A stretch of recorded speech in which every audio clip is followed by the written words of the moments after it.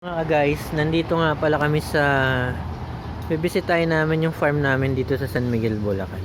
Pero di pa kasi kami nag-aalmusal, so kakain muna kami dito sa lutong ano yan? Lutong ina, lutong bahay.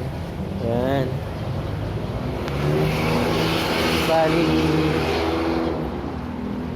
ito yung lupay namin dito. Pinapataniman ko ng ng palay para meron kaming bigas pag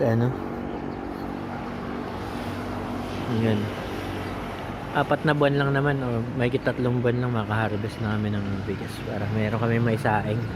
Wala na kasi kami maisaing. Ayan, so okay naman.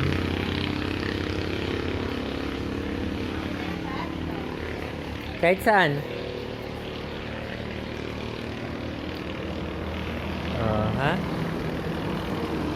Yun lang, salamat.